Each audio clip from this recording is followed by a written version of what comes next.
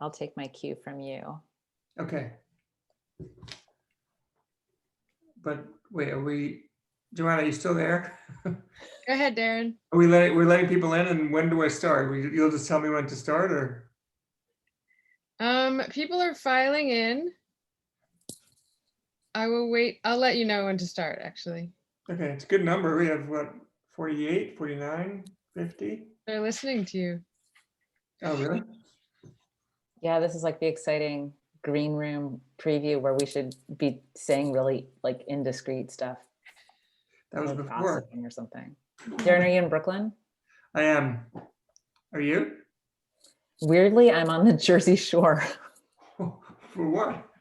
I just rented a house down here for the week just to like get my kids into fresh air. Oh, that's so nice. There's like no one here. It's beautiful. We're going home on Sunday. Yeah, that's why, like I said, I'm just driving to this house for the week and then coming home, but.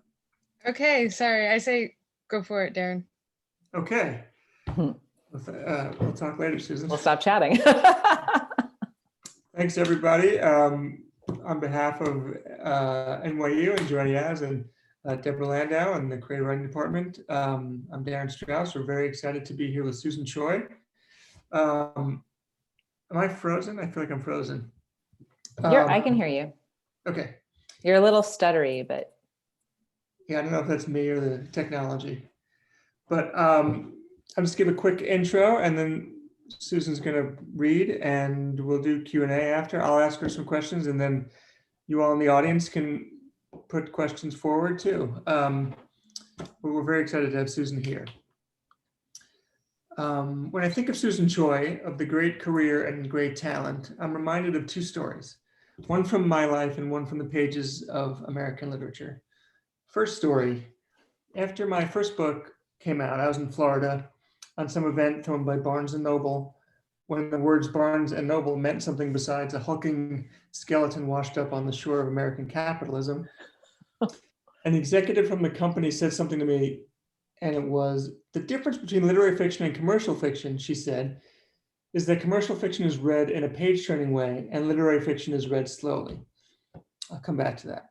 Second story, in the 1970s, John Updike wrote that Herman Melville was great because he united strengths in American writing that unfortunately later went, quote, the separate ways of Dreiser and James.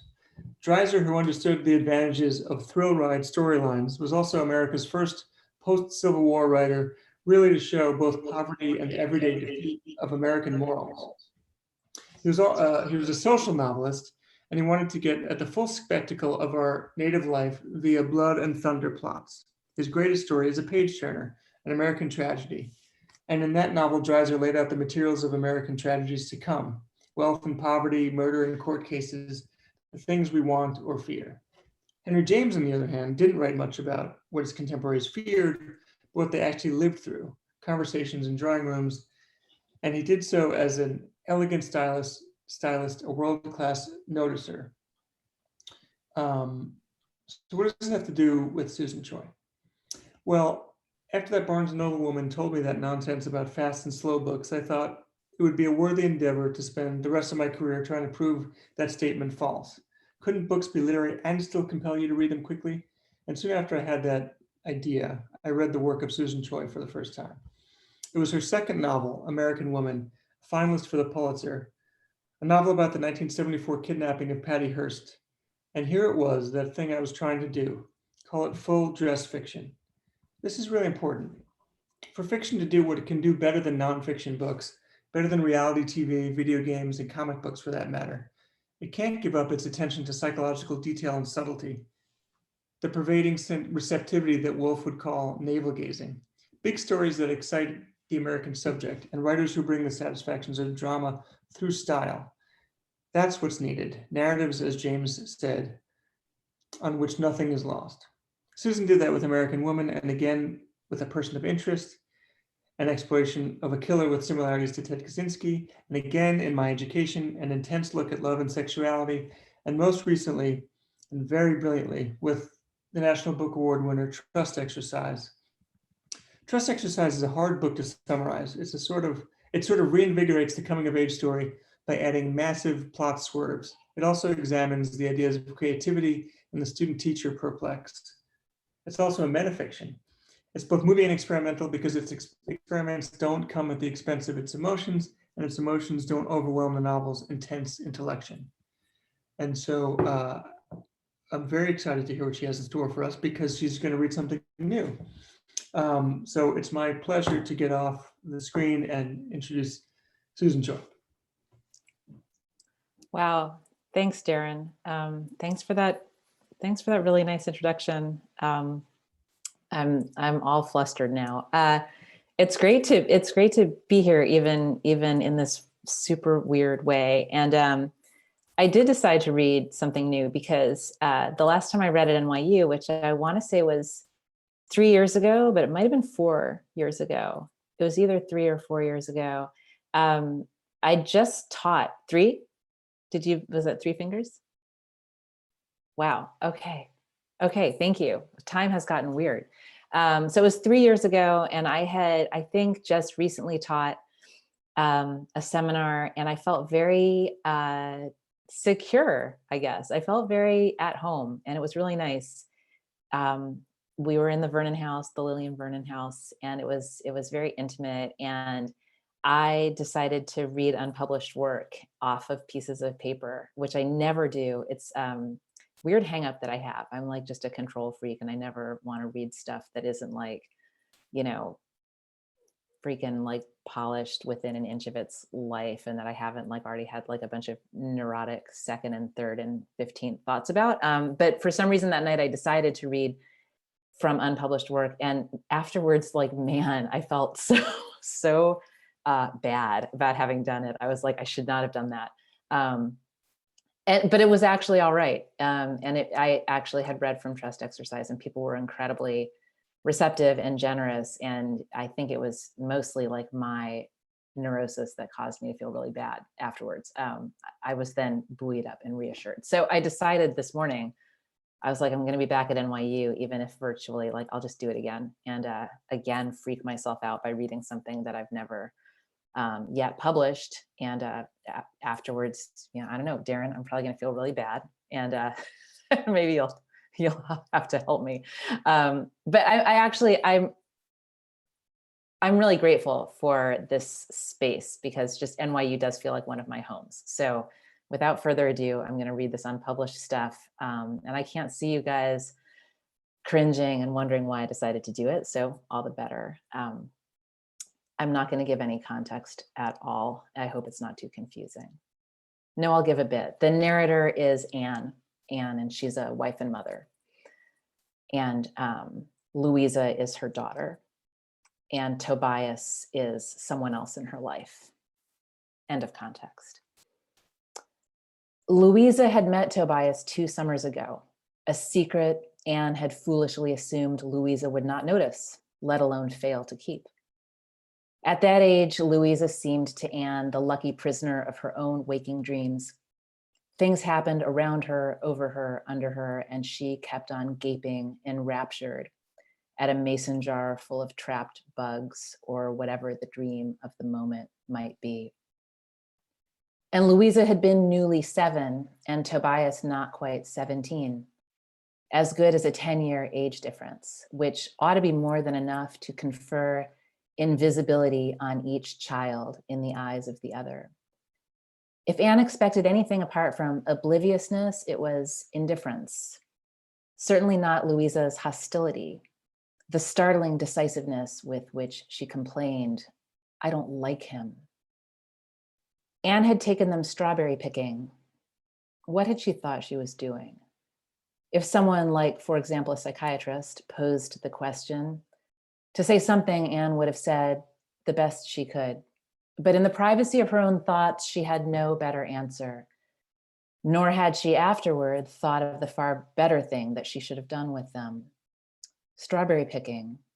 It still seemed like the only option. Outdoors, mindless and menial, wholesome. It had been the perfect weather and season for it. And when the debacle was finally over and they were left obscenely with 6 quarts, Anne had thought she'd make jam. But then came the rest, in the course of which the strawberries, forgotten, liquefied into pulp pocked with mold and wound up in the garbage. What happened to the strawberries? Louisa had wailed, and for a moment, the sanctity of childhood innocence seemed questionable, and Anne wanted to hit her. Instead, she snapped, "We pick too much. You can't pick so much ripe fruit like that or it all goes to waste." This comment, an improvement only on violence. Her cruel tone implied that Louisa in particular had not done it right, and she saw the self-recriminatory fury, always so near the surface, ignite in Louisa's face. Not even in second grade yet, and already practiced at taking the blame. Stung with shame at her mistake, Louisa had turned and left the kitchen. Now Anne could not make it better without undercutting her own authority. She behaved worst to Louisa when already upset about what a poor mother she was. Then Louisa's mere existence would seem to throw emphasis on Anne's shortcomings. And Anne, in self-defense, would throw guilt and blame back, which against justice stuck. Louisa was an anxious, fastidious child, always quick to believe she had failed. But she was equally, mysteriously, a powerful, confident child when conditions were right. Then Anne saw the genetic hauteur that was Cirque's contribution and heard judgments of startling finality, as when Louisa had said, "I don't like him." What she hadn't liked, of course, was his anomalousness. Who was he? It was a fair question, and Louisa had not believed Anne's flimsy answer. She'd been right. Tobias could not be Anne's friend. Adults didn't have children as friends. But Louisa had given up pressing the point, no doubt sensing that Anne would not tell her the truth. Anne had only brought Louisa along as if she were some sort of handbag Anne couldn't risk leaving behind. Anne had only involved Louisa in the fiasco, made her witness to it, and then told her to lie and not answered her one valid question. Who was he? That spring before the strawberry picking, the bicentennial spring, 1976, the astonishing phone call had come that reversed the conditions of more than a decade. They had been desperate, Adrian and his second wife, Norma. Only stark desperation, the systematic exhaustion of all other options, the significant erosion of their once insurmountable belief in their God-given infallibility could have brought about such a phone call. Tobias, Anne was briskly informed, had for over a year been exhibiting extraordinary behaviors. Precise examples were withheld, but she gleaned an impression of wild gusts of fury. School had become impossible, as had home life, on account of his two younger stepsisters. Adrian and Norma, of course, could have weathered such storms, but the safety of the girls could not be risked. By now, they would be 10 and 12, just ahead of Louisa. There was something the matter with them, Anne knew, though of course this was never discussed openly. It came across in Norma's annual letters, despite the letters sounding as if and probably having been written at the behest of attorneys. But Norma's cold factualness would reject elision, as it rejected elaboration. So that over the years, Anne had learned Tobias was a great help to his sisters, particularly in the matter of their physical therapy, or that Tobias had designed clever flashcards, colorfully decorated with his own art, to assist his two sisters, then both at an age when they might have been reading, to recognize letters and numbers. Yes, something was wrong with them both. Anne's powers of observation had long ago sketched the rough picture: birth defects, flat faces, uncoordinated limbs. And tending to them, therapeutically pumping their legs, unsqueamishly wiping their drool, illuminating with whimsical drawings their alphabet flashcards, their gold-haired, straight-backed, handsome older half-brother. But now something was wrong with him, too. Anne hadn't seen or smelled him, clutched his body, heard his strange, malcontent mutters and squawks since the first 30 hours of his life. 17 years of the annual letter, the annual school photograph from the crown of his head to his collar. She had no idea how tall he was. What his voice now sounded like was forbidden to know by the terms she had signed. And now to be told all at once that Tobias was strange and incorrigible by the very same one who dictated those terms, as if her opinion had always been wanted, as if none of those years had gone by. Yes, a change of scene should be tried, she'd agreed. Yes, she remembered that Adrian's parents still lived in Cranston, just an hour and a half from her home. It was Adrian, once he'd got rid of Anne, who'd gone far away. Adrian, who'd taken superior wife, rescued child, and gone all the way out of the country. But now the child would come back when summer began and live with his paternal grandparents. In the fall, he would enter their local high school. Anne was encouraged to pay him a visit, spend time. Here's their grandparents' telephone number. 12 years ago, she might have sobbed with gratitude. 9 years ago, screamed with outrage. Now there was only this stunned, mute compliance. It was almost as an afterthought that she managed to ask, "Does he know who I am?" "Of course," Adrian said, as if her suggestion was offensive, that he might have been less than forthright with his son. Then he added crisply, "He knows you are his mother, biologically speaking." Well, that puts her in her place, doesn't it? By the end of the call, she's actually wishing them luck in surmounting their difficulty, expressing regret. It has happened. The strawberry farm is a half hour outside of Cranston. She even drives there beforehand and picks up a flyer to give the parents as a bona fide. She's startled to find that they live in a mobile home park, of the kind where the wheels of the trailers are hidden by trellis and boxes of fake or real flowers. "We're not going anywhere," the trailers insist, but the tidy one belonging to Adrian's parents is still much smaller than the small house Cirque and Louisa and Anne live in. Indeed, Tobias ducks as he comes out the door. Anne's breath leaves her, takes up again slightly off rhythm, as if this were a film strip, someone poorly spliced. Tobias is taller than her, otherwise her own younger image, but blonde. She's overwhelmed by the resemblance.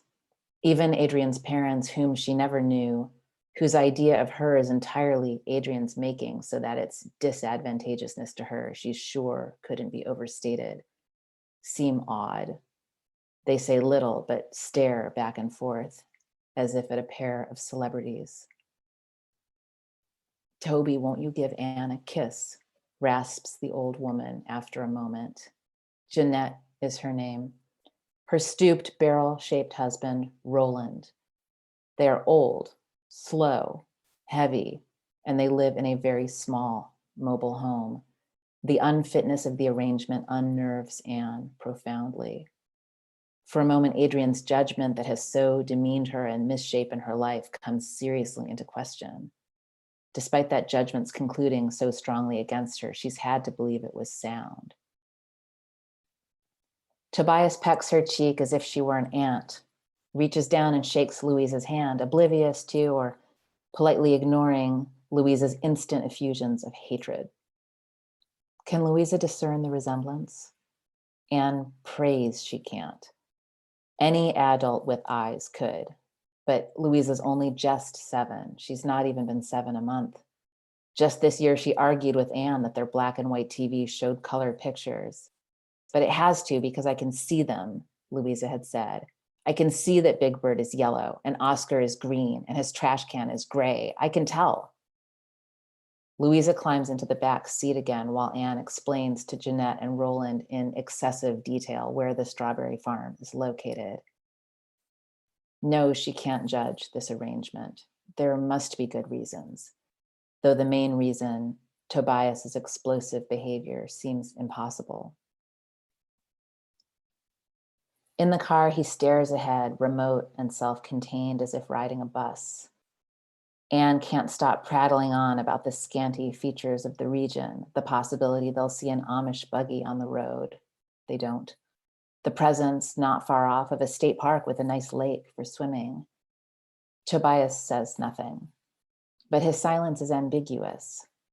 Unlike Louisa's silence, it doesn't broadcast resentment or suspicion, though perhaps if Anne knew him, it would. She doesn't know him. Their brief association long ago, when he lived in her body and then a few hours in her arms, has no bearing. Even his physical resemblance to herself doesn't offer a basis for intuition. If anything, it has the opposite effect. The longer he sits beside her in the car, the stranger he seems. She's reminded of a television show. Perhaps it was a 60 Minutes about twins separated at birth and raised with no contact. Look at these twin boys, men now, both mathematicians. In their separate childhoods, both built the same model airplanes, played the same position in baseball, refused the same foods. A mystical bond. There's no such thing here, but its opposite, a vacuuming absence of sympathy. Anne has told Louisa that Tobias is a family friend, aware this designation won't stick. Their family doesn't have friends. But for the moment, only trying to avoid the pitfall of a contorted explanation with which she might corner herself.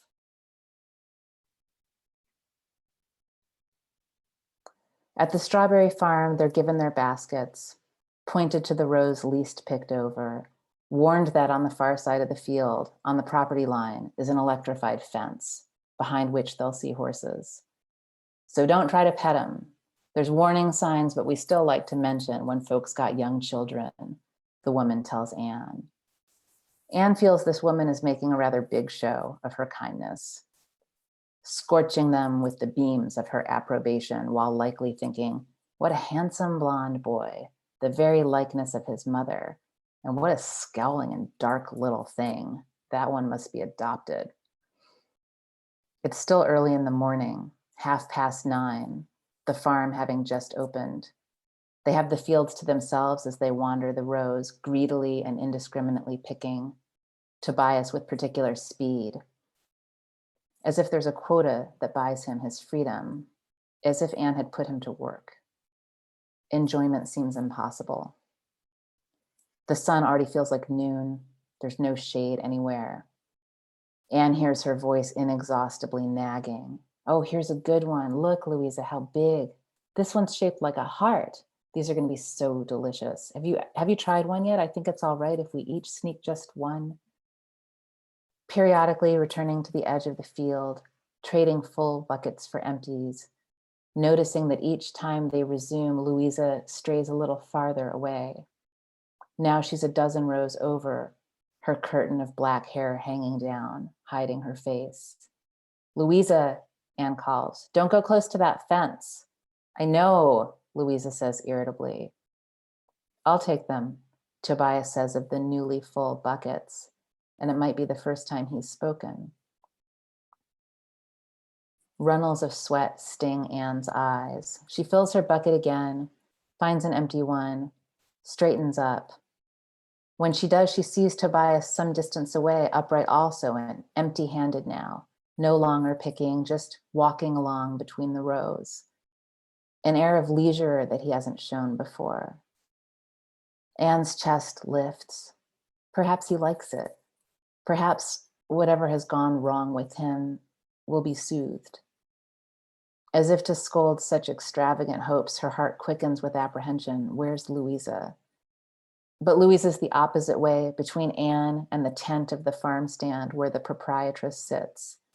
Louisa looks hot, finished with it. Sweetie, Anne calls. Do you want to sit in the shade? Louisa straightens up, gapes back at her. Sweetie, Anne calls again, and then turns to follow the line of Louisa's gaze. Past the far side of the field where the rows end and give way to grass, Anne sees Tobias standing just at the electrified fence, his chin attentively raised at the nearest by horse, as the horse, with all the hope of a domestic animal for a treat, walks toward him. Tobias, Anne shouts. Though it can't be, this feels like the first time she's spoken his name. Even as she's shouting, he reaches both arms through the fence, not at all gingerly, as if despite the fence being in the way, he wants to throw his arms around the horse's neck. With astonishing violence, his body flies backward. He actually comes off his feet, like something meant to be funny, a scene out of one of Louisa's Bugs Bunny cartoons.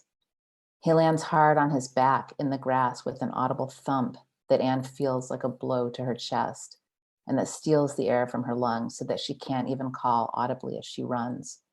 Her voice seems to grunt senselessly in her ears, as it does when she's trapped in a nightmare. Tobias lies flung in the grass, his skin ghastly and gray like damp plaster, dead. Arbitrarily, she birthed him. Arbitrarily, she's killed him. What in God's name was he doing that for? Cries the farm woman, somehow right behind her. What on earth? Like he did it on purpose. I'm gonna stop there. Thanks. It's weird clicking back to seeing you, Darin. Whoa, that was intense. Pages vanish. Thanks. That was weird to read something Can I've I, never read. can I ask you about the question? Is he actually dead? Darin, I I cut the reading from 22 minutes to 19. Yeah, I'm asking as a fan, not as an interlocutor. It was just a real shock. I'm not going to But tell you. I won't ask. Wow. So, is that the opening of the book? I don't think so. This is from a new project that is in progress, and I don't think it's going to be the opening, but I really don't know. Honestly, Wow. I don't really know, because it's an incident that happens kind of early in the lives. Well, not chronologically in terms of the things that happen in this book, it happens pretty early. Okay. But I'm not sure if it's going to be early in the book itself. I have no idea. So that leads me to the obvious question of, when you're starting out, you don't have an idea of the structure, or you do, or what is your method? Do you just write and figure out what you have, or do you plan it out before, or do you never plan it out? What's your MO? Yeah. I don't, I don't seem to have one MO, but one thing that I never managed to do is plan in advance. I've never succeeded in doing that. I've tried. I think the closest I ever came to planning a book was with American Woman, actually, because in that book, I really wanted the characters to end up in a particular place. And so I was always trying to get there in the writing. And that's the closest I ever had to an outline. In most of my other stuff, like to a greater and greater degree as time goes on, there's no planning, if that makes sense. And with this project, yeah, even less planning than no planning. Yeah. And so does that mean what is the thing that generally gets you started? I know there's that famous thing that Nabokov said, it's a throb. You feel a throb and you want to sort of figure out what that is, and so you start writing. Do you have an image? Do you have a scene? Do you have characters? Or does that vary as well? It varies. It varies a lot, but I think there always is like a thing.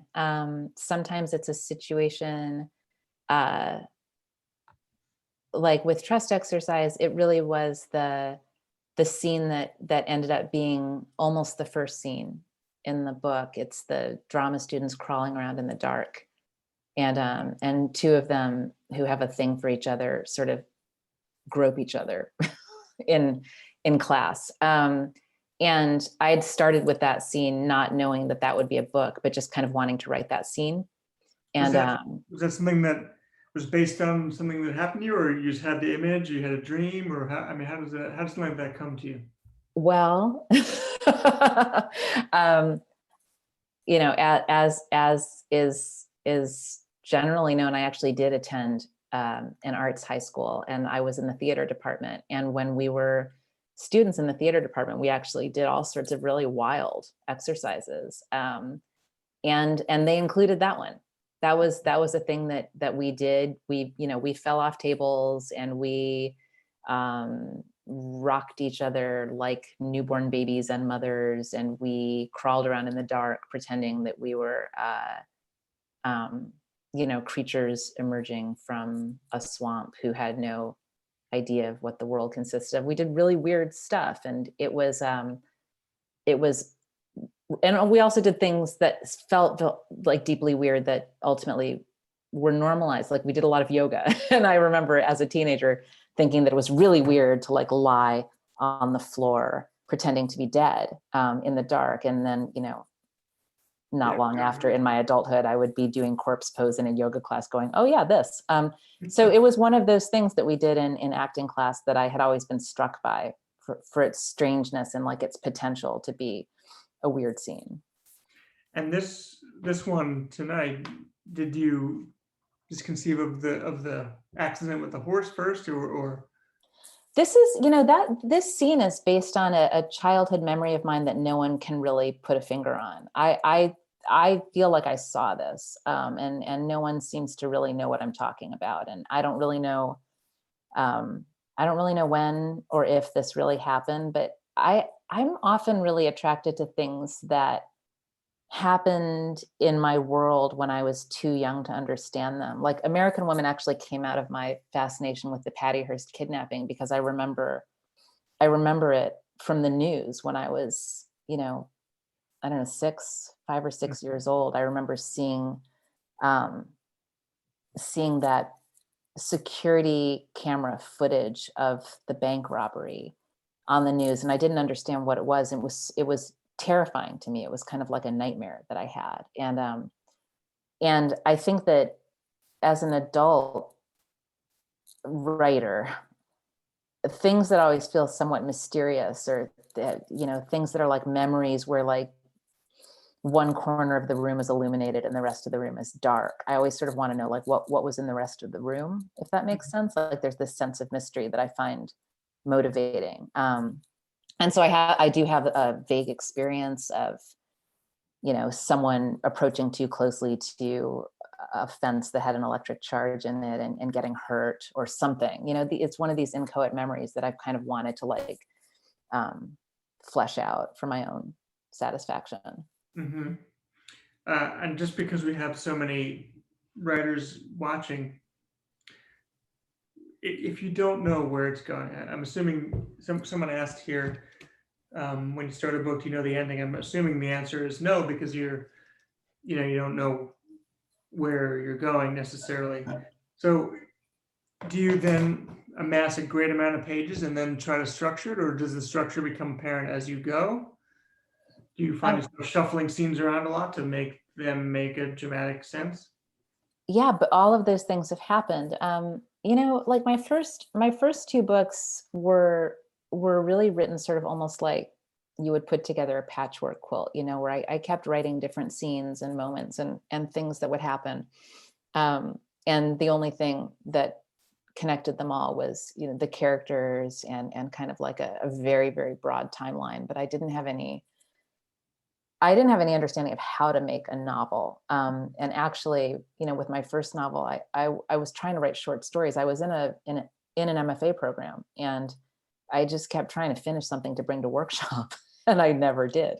I literally could like not finish anything, and ended up kind of pasting all of this stuff together. And it was similar with my second book, American Woman. Like I said, I had this moment that I wanted to get the characters to, but I didn't really know how they would get there. After that, I got really, frustrated by this ad hoc approach, which just seemed like, it really didn't seem like an approach. It seemed like the actions of someone who had no idea what she was doing, right? And so I tried really hard to change the way I wrote books. And the first thing that I did was I tried writing a book in page order. Like, I tried writing my third book by literally just starting it, starting with an inciting incident. And then I just tried to keep going and never kind of allow myself to double back. I just thought, like, I've got to move the situation forward every time I sit down to write. And God only knows where this will end up. And that's how I did it. And I had to revise like crazy, but I did write that book in a linear way. And my fourth book was the same. And I thought, I've totally figured this out now. And now I know how to write books.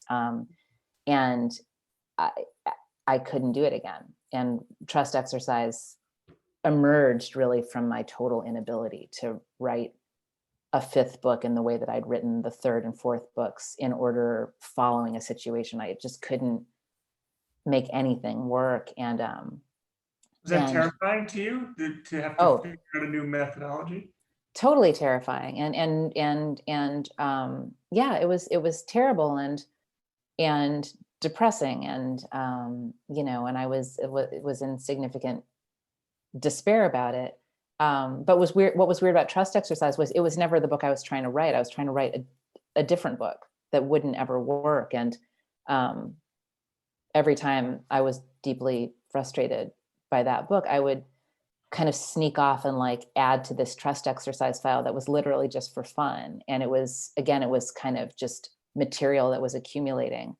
And it ended up kind of being like those first two books where I suddenly had a bunch of stuff. And I thought, oh, this is weird. There's like quite a lot of stuff here now, if that makes sense. And so I feel like I ended up circling back to this much more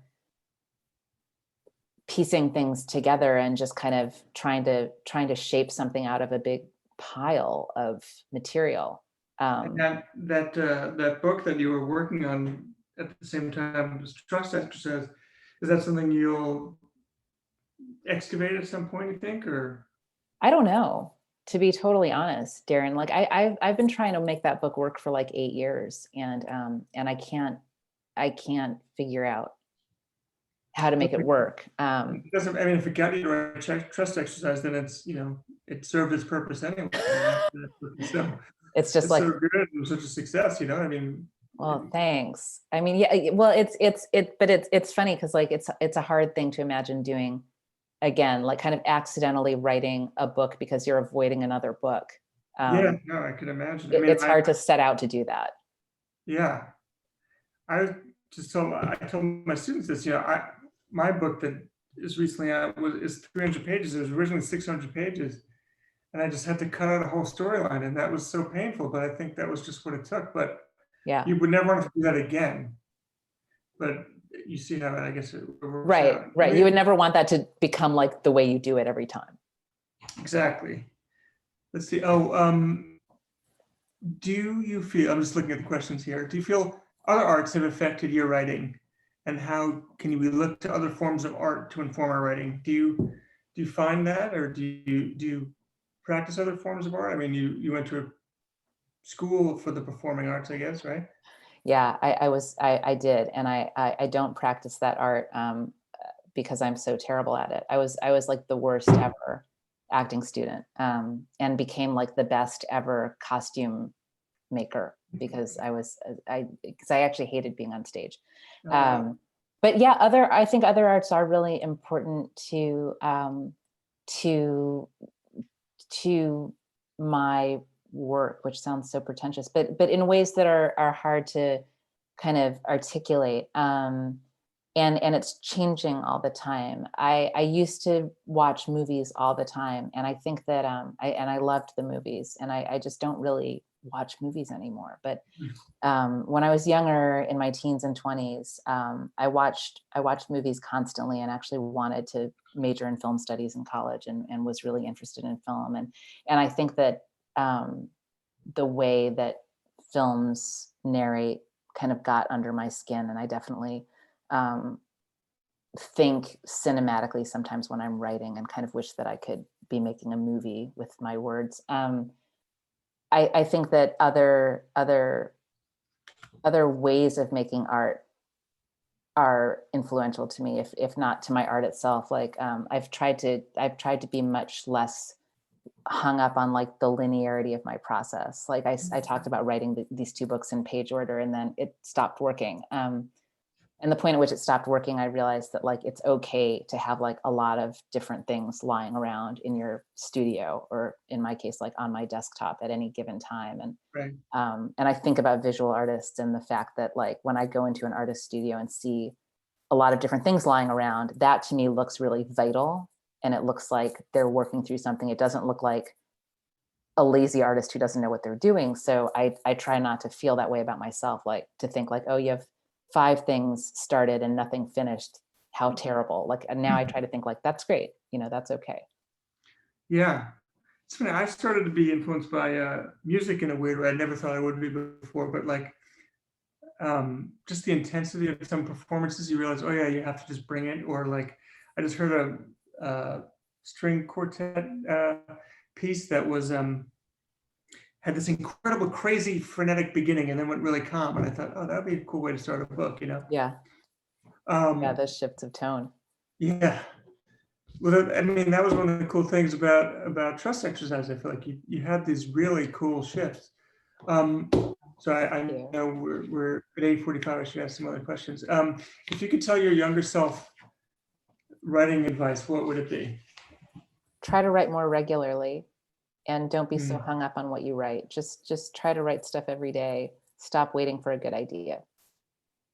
I spent decades just waiting for a good idea. I should have just been writing any kind of anything every day. If you throw like 99% of it away, you're still going to end up with so much more if you just write regularly. That's such good advice. Yeah, I remember seeing a good quote about that from Norman Mailer, where he said, only amateurs can wait for inspiration. If you have to make money out of it, you can't wait for that. You just gotta do it. Make something. Yeah. Someone asked, is the Louisa in your reading at all related to the Louisa in your short story Flashlight? Yes. Good eye. Same Louisa. Yeah. That's cool. It's all of that stuff is out of the world of this this project that I hope will take form. Cool. Yeah. Ella says, I love your end note in Trust Exercise about dreaming and fiction. How do you understand the metafiction structure to recreate this experience for the reader? Does the reader become the dreamer or a voyeur of the writer's own dreamscape?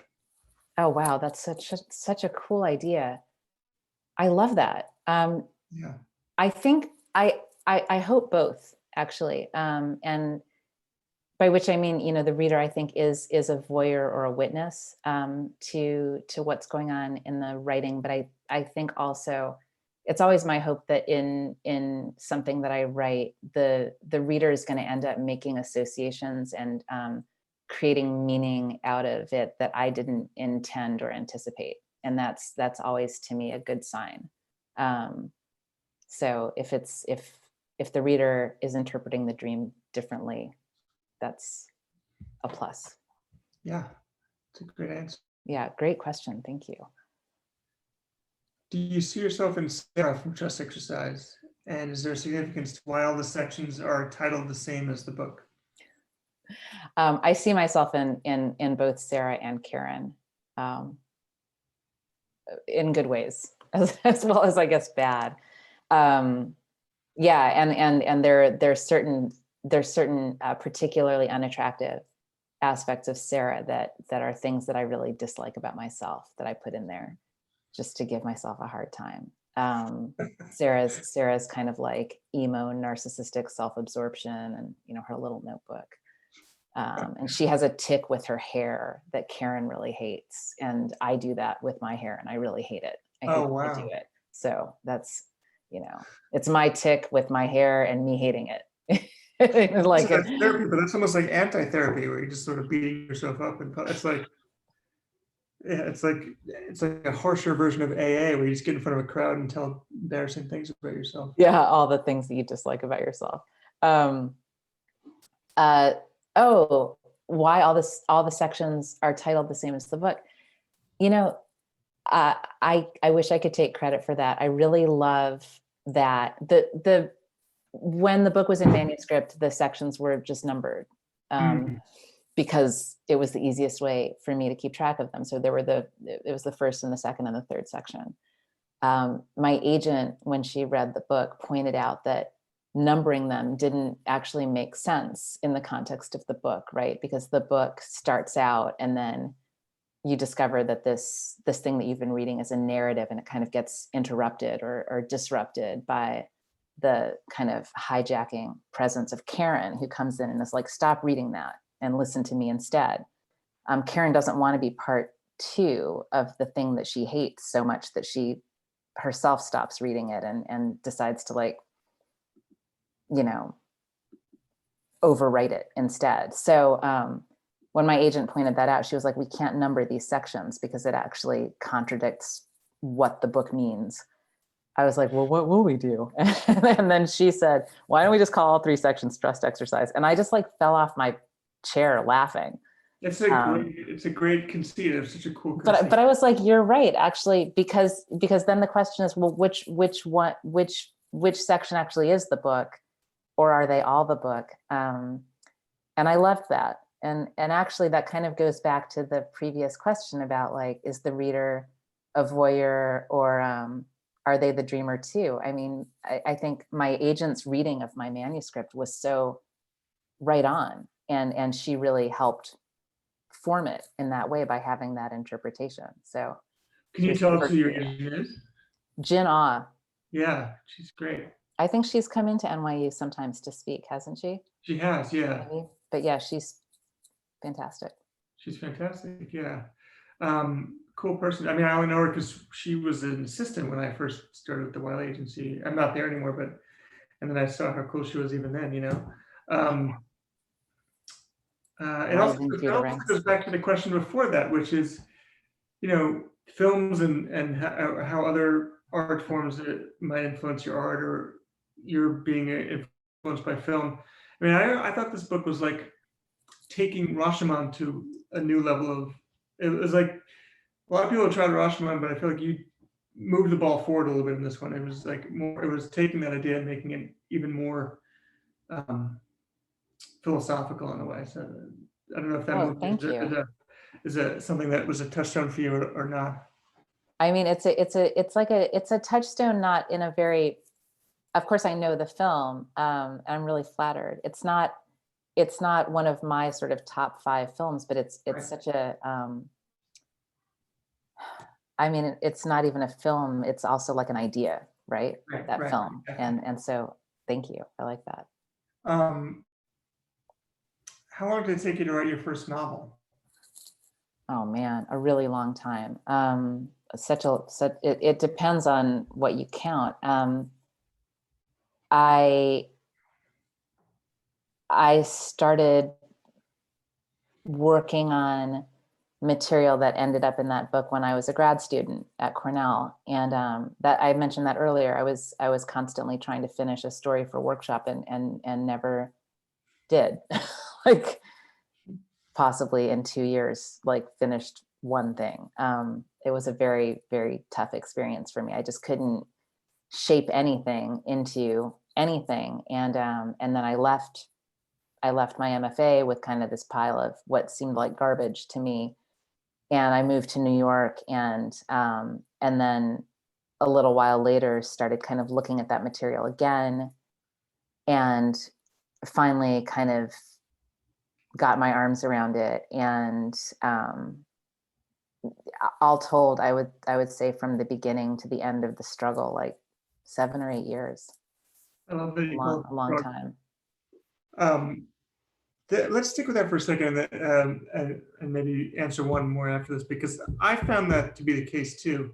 I had a terrible time in my MFA and didn't do any good work there. And I feel like that's something I've heard from a lot of people who have gone on to have careers as writers, that I feel like the people who I studied with who ended up having careers, viable careers as writers, were not necessarily the people you would have expected, because they weren't doing great work in the MFA, but maybe they were just sponging up the information. Like I was in a class with Hannah Tinty, and she said recently, no one would have thought that in that workshop, she and I would have been the ones to get published, because there were people who were doing really good work, but then they just sort of stopped writing or something. So I feel like you can't, and tell me what you think about this, but you can't really predict based on where someone is at one point on the graph, how they're going to do.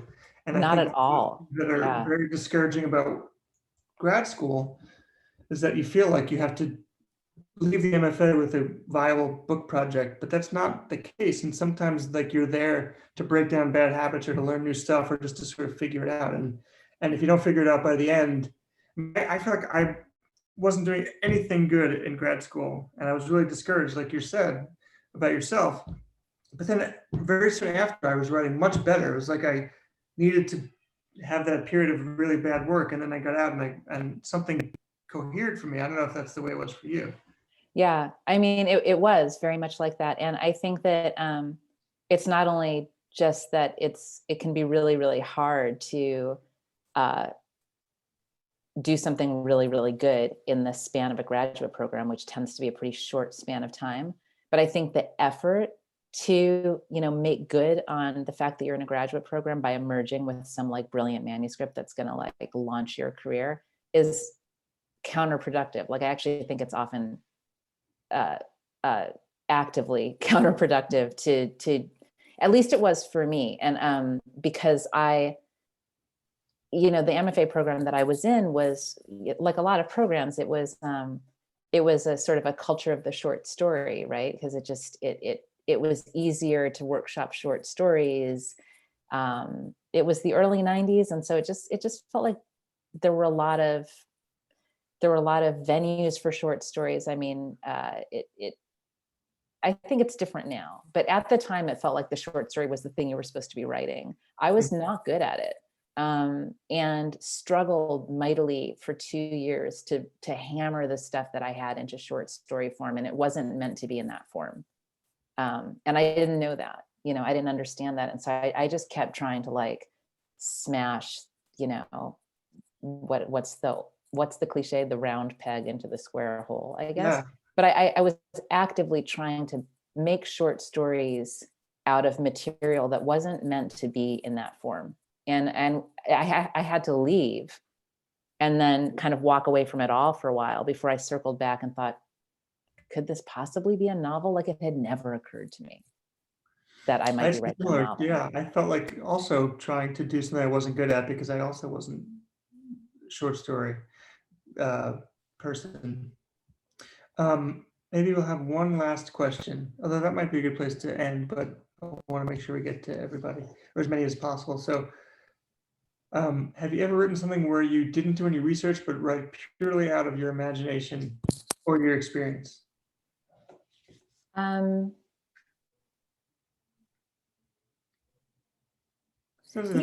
Maybe. Yeah, I mean, I think, yeah, actually, I would say that in a way, my last 2 books were not research books. My Education and Trust Exercise were both books for which I didn't do research, really. I just relied on, experience crossed with imagination. And I really, by design, actually, because my first 3 books involved so much research that I really wanted to move away from research, at least for a while. Yeah. It's interesting too, because they both sort of read almost like their research because they have that sort of authority to them, but well, My Education, that had such an interesting plot to me. I when I read it, I wondered if you had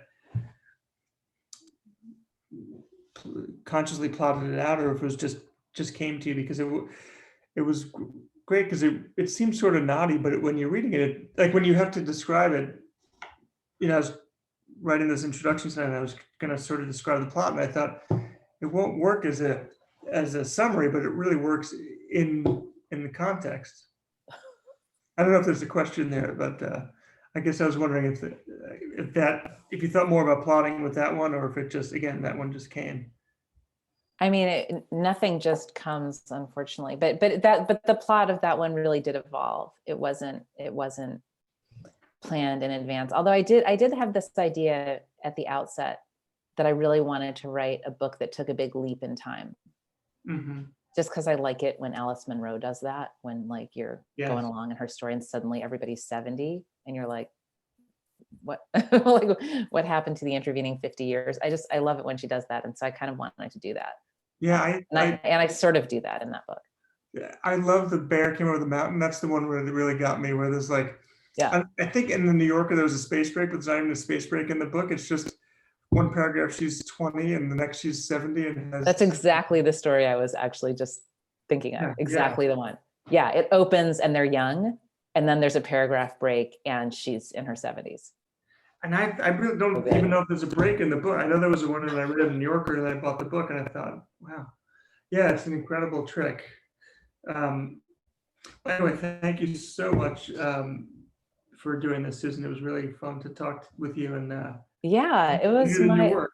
it was my pleasure, and thanks for thanks for having me. And yeah, it's nice to see you even under these very strange circumstances. Wait, Great there's to see you like, too. so there's a question in the, I just opened the chat and there's a question with multiple question marks. Oh yeah, what is the What is- title of this Alice Munro book story? Oh, The It's Bear The Came Bear Over the Mountain. Came Over the Mountain, yeah.